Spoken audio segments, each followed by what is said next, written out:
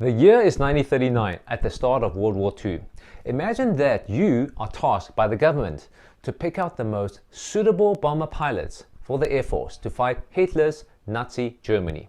The stakes are pretty high. You are picking out men aged between 19 or 20, asking them to risk their life against an enemy who is out to kill them. So, how do you choose your candidates? With an IQ test, personality test, interviews? Now, oftentimes in business, you will hear people say things like, we need to be innovative, be creative, think outside the box.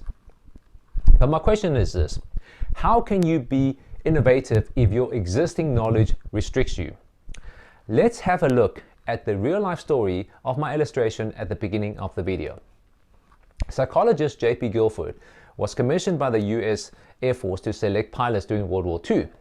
But J.P. was disappointed that there was a retired Air Force pilot who was also commissioned to help in the selection process. In fact, he was annoyed because the retired pilot had no psychological training background and JP had no faith in the retired pilot's experience. Now, not surprisingly, JP and the retired pilot, they chose different candidates. When comparing results, however, JP's pilots were found to have been killed far more frequently than those picked out by the retired pilot. How could this be? At this point, JP is devastated and depressed. He is responsible for sending these young men to their death. That's what he believed. He even considered taking his own life because he felt so guilty. So he decided to find out why the pilots chosen by the retired pilot had a higher chance of survival. The key?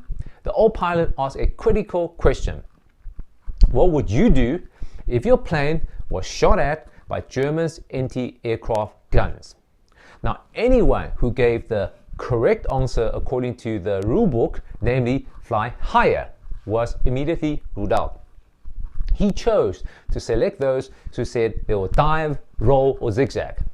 So you see, the retired pilot chose his candidate based on who answered incorrectly, precisely because those who followed the rule book were predictable. Even the Germans know to fly higher when you're being shot at. So, the German pilots will be lying wait for the US pilot to fly above the cloud and ready to shoot them down the moment they flew higher. JP finally realized that it is a talent to be able to think differently, unexpectedly, and creatively.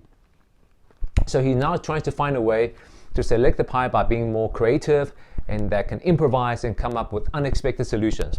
One of the creativity tests he presents to the candidates is to find as many U's for a brick as possible in 5 minutes and aim for 50. As you can imagine, some candidates came up with endless numbers while others really struggled. And by this way, the best candidates were ultimately selected. So, why don't you give this test a try and see for yourself to see how many options you can come up with in 5 minutes, and then present the challenge to others in your business.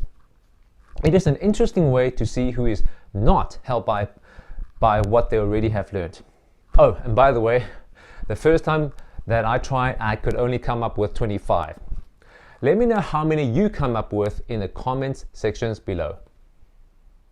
Hello, thank you so much for watching the video. I know you definitely received some awesome value. It will really help if you could click on the subscribe button to show your support. And please also share it with one person that can benefit from this content. See you in the next video. Bye.